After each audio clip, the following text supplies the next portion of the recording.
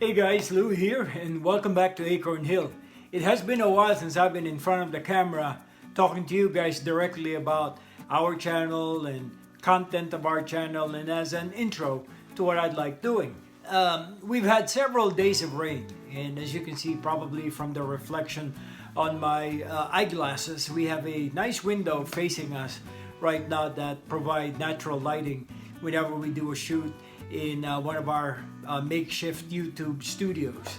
Apparently people have them when they have a YouTube channel, but I don't. I just set up something, a nice plain board, and set up something so I can sit down, talk to you guys, and let you know what's up.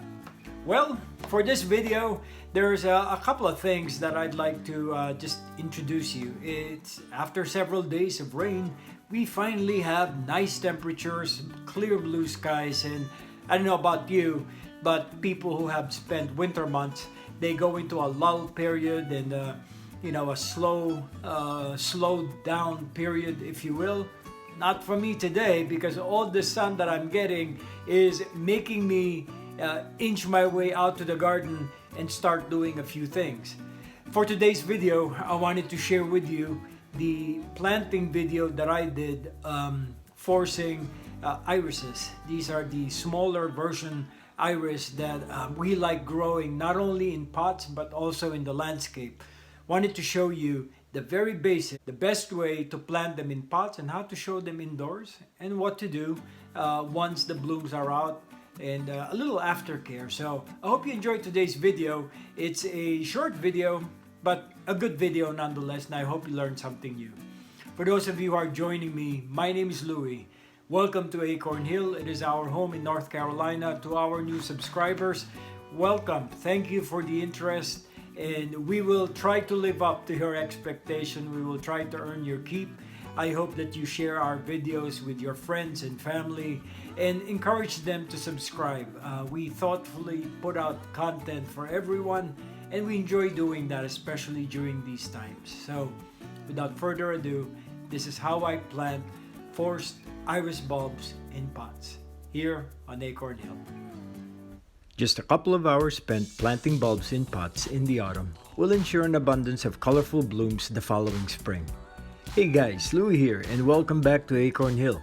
You can pot up different bulbs in different pots, which means you can rotate the display, bringing those at their peak to the fore, especially during the gray winter months. For starters, forcing is a misnomer because it sounds too much like work. We're just tricking the bulbs into thinking winter is over quite a bit sooner than it is.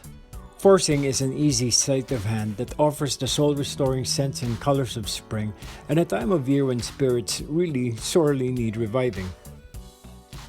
We've made it a yearly chore in the fall to gather up bulbs, place them in different size pots. Also gives us an excuse to buy a few more. Iris reticulata are the smaller type iris. They are early flowering iris bearing pale blue to deep violet blooms with central yellow splashes down the middle of each petal. They bloom from late winter to early spring. It's perfect for growing at the front of a sunny border and can also be grown in pots, as the case of this planting project. And this year, apart from daffodils, we planted Iris Reticulata.Indoor. It brings a welcome color in late winter and early spring. Growing them in pots means that we can appreciate the deep purple, deep violet flowers splashed with yellow. Now the Iris Reticulata.Indoor has purple-blue flowers with golden yellow and white throats.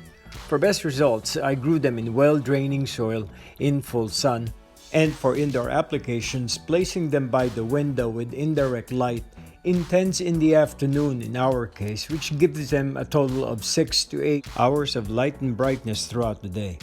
A southwest facing window would be ideal for these bulbs during the winter months. Okay, so let me break down for you this simple planting project and how I did this application. First, let's start with the pots. I strongly suggest treating yourself to a few nice containers every year to set off the very nice bulbs that you will be planting.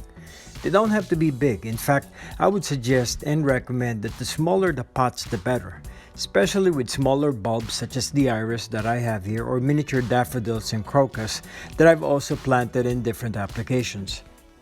And what do we put inside the pot apart from the bulb? Well, soil of course, or the growing medium. The vast majority of spring bulbs, in my experience, do best in well-draining soil. So I recommend mixing equal quantities of horticultural grit or sand and potting compost. The soil will appear very gritty, but that is as it should be. Use a piece of crock to cover the main drainage hole so compost does not fall out. Choose a curved piece so it will allow water to drain without blocking the hole. Put a layer of the gritty mixture. The depth will vary according to the size of the bulbs. And cram in as many as you want as long as they do not touch. I started by making a ring of bulbs around the outside of the container and then filled in inwards to end up with a single bulb in the center. Then cover the top of the bulbs with more compost and then dress it with a fine layer of grit. After potting them up, I water them well once and then store these pots in a sunny, dry but cool place. In early January, I started seeing buds appearing on top of the pots.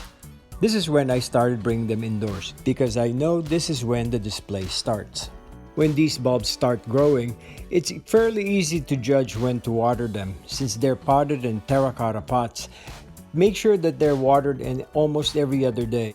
I have a simple solution of 1 gallon water with 1 teaspoon of indoor plant food. And I use the fertilizer once every week. And really, it's that simple. Alright, so now that we have blooming bulbs indoors, congratulations to us. Here's a few tips to keeping them healthy and prolonging their bloom. Number 1, keep plants out of direct sunlight. Number 2, keep plants away from drafts and heating vents. Number 3, keep the soil moist but not soggy for potted bulbs. Number 4, refresh or replace the water to just below the bottom of the bulb for water-grown bulbs. Some bulbs can be grown in vases filled with stones or glass beads with the bulb sitting on them like hyacinths. Number 5, they say do not fertilize, but for me, I put a little bit of indoor fertilizer mixed in with my water to make sure that the bulbs do get some of the nutrition that it needs, especially after blooming.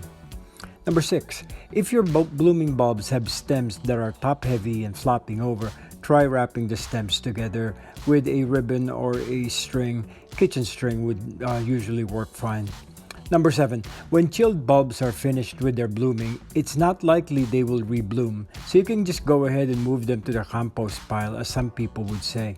For me, what I do is I keep on fertilizing it. I allow the leaves to continue soaking in the sun, and that will hopefully turn in photosynthesis into sugar that will divert its energy back into the bulb for next year's growing.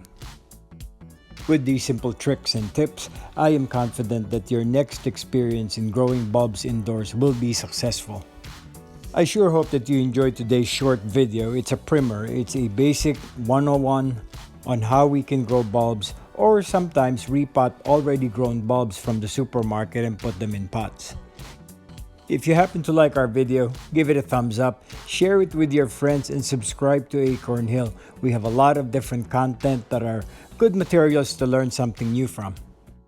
This is Louie, and we'll see you back here in Acorn Hill. Bye for now.